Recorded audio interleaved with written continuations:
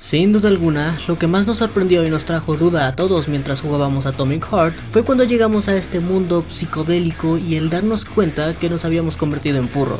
Si bien lo de ser furros no lo voy a explicar aquí, lo que sí voy a explicar es qué es este mundo fantástico, por qué estamos aquí y cuál es su propósito. Así que, comencemos. La primera vez que entramos a este mundo es después del encuentro con Molotov. Recorremos un escenario bélico con apariencia bastante animada y vemos algunos paisajes de los que podemos en realidad sacar bastantes conclusiones. La segunda vez que vemos este lugar, si no me equivoco, fue después de que Larissa lanzara en contra de nosotros una granada. Aquí entramos en una zona diferente, una clase de edificio que quizá podamos relacionar con un hospital tras ver algunas camillas y pósters médicos, aunque parece ser también que está combinado con diferentes escenarios. La tercera vez es después de subir al elevador con Larissa, y aquí vemos un escenario un poco más extraño, además de ser un recorrido bastante corto. La cuarta y última vez es al final del juego como cinemática final, y en ella vemos a Ekaterina, la esposa de P3, en el cuerpo de una de las gemelas, acercándose lentamente a nuestra protagonista para tomarlo de la mano. Durante todo el juego, estas son las únicas veces que entramos al limbo, y lo primero que quiero hacer notar son dos curiosidades. La primera es que la segunda vez que entramos al limbo, la canción que se escucha de fondo es la misma que podemos escuchar en la película Annihilation, que puedes ver en Netflix.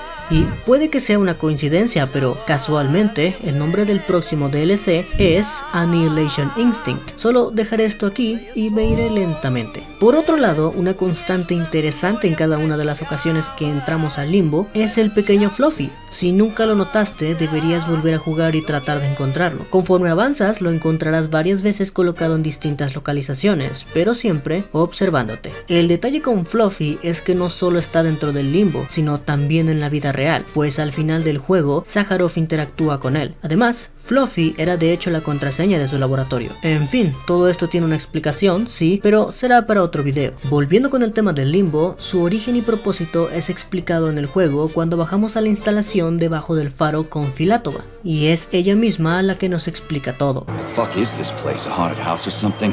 It's a tomb of the mind, the volunteers who lay the foundation for Collective. The first few groups of subjects all died. Group 30 went insane.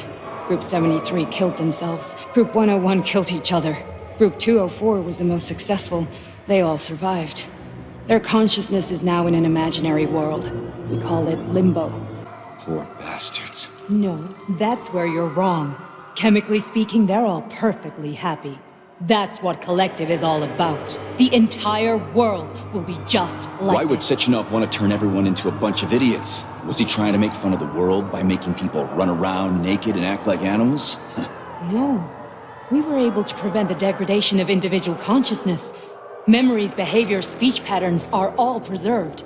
But there's one thing they won't be able to avoid. The complete loss of their free will.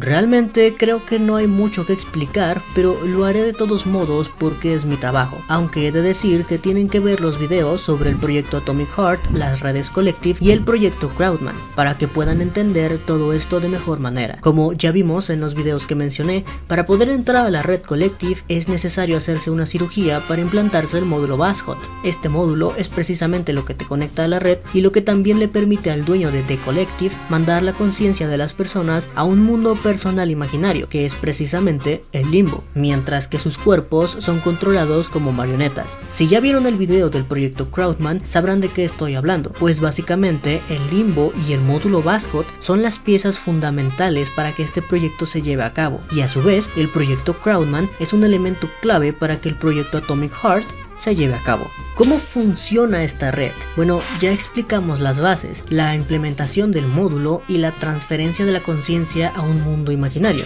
¿Dónde está este mundo imaginario? Pues no queda realmente claro. No entiendo bien si se encuentra en un subconsciente propio o dentro de la red Collective. Y es que al ser un mundo en el que las personas al parecer ven sus sueños más profundos hacerse realidad, podríamos decir que se encuentran en el subconsciente de la gente. Pero si tomamos en cuenta que Filatova dice que no se se pierde nada, conocimientos, habilidades, y por los cadáveres con los que interactuamos, también a lo largo del juego, sabemos que la misma conciencia puede ser almacenada en el polímero, y por lo tanto en la red Collective. Entonces, hablamos de que muy probablemente la conciencia de las personas vaya en pocas palabras a la red, pero como dije, no termina de quedar clara esta parte. ¿Qué pasa con las conciencias de las personas mientras están en el limbo? ¿Y qué es lo que ven? Las conciencias parecen ser preservadas dentro de ese mundo. Si se encuentran en el subconsciente, una vez el cuerpo muera, muy probablemente la conciencia se pierda tarde o temprano. Si por otro lado se encuentran en la red, aunque el cuerpo muera, la conciencia seguirá existiendo en esa prisión paradisíaca por la eternidad, o al menos el tiempo que exista la red.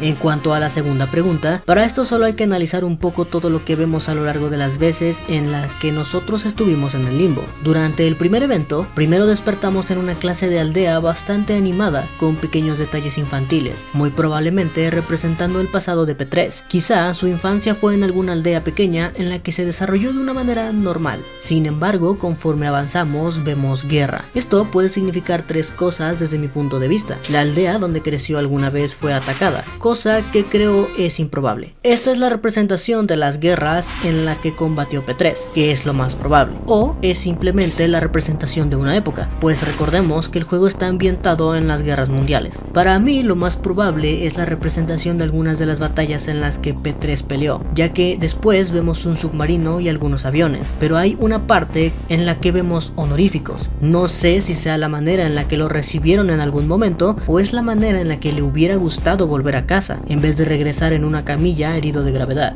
Durante la segunda y tercera ocasión vemos, como ya dije, un lugar que parece algo así como un hospital, y también escuchamos de fondo algunas pláticas de P3 con el Dr. Sishinov, muy probablemente de un periodo entre el accidente y de antes de que le borrara los recuerdos. Analizar estos diálogos no es exactamente prioritario, pero al menos se nos deja entrever el cómo se llevan estos dos, y conocemos un poco de trasfondo sobre Sishinov. En el penúltimo evento, las cosas por momentos se ponen un poco extrañas, y a mi parecer creo que es una representación de los últimos momentos de las memorias de P3, antes de que fueran borradas muy probablemente por el polímero, y por eso el polímero rojo. Antes de salir, vemos un paisaje bastante más vacío, lo que puede representar precisamente el nuevo inicio de la mente de P3. Todo esto, sin embargo, pienso que es propio de P3, quien puede entrar y salir, o más bien, Charles lo deja salir del limbo, pues requiere de sus habilidades para completar su plan. Todo lo que ve P3 es el resultado de un cerebro dañado acoplándose a esto, por lo que ver cosas en retrospectiva es básicamente el efecto secundario de tener dañado el cerebro y tener el módulo Vazcott. Por otra parte, creo que el cuarto escenario en el que estamos en el limbo es la representación de lo que las demás personas podrían ver en realidad dentro del limbo. En esta última escena vemos a P3, el actual P3, levantarse, darse cuenta de dónde está, aunque aún confundido, para después ver a su esposa Ekaterina, que es lo que más quiere y extraña a pesar de no recordarla. De hecho, el que la vea como su estado actual de robot es lo que nos dice que no la puede ver de otra manera porque no la recuerda de otra manera, solo sabe que ella está ahí, dentro de esa maquinaria. Ambos proceden a darse la mano, y esto puede ser interpretado como que al menos químicamente hablando y dentro de un mundo de fantasía, P3 es feliz,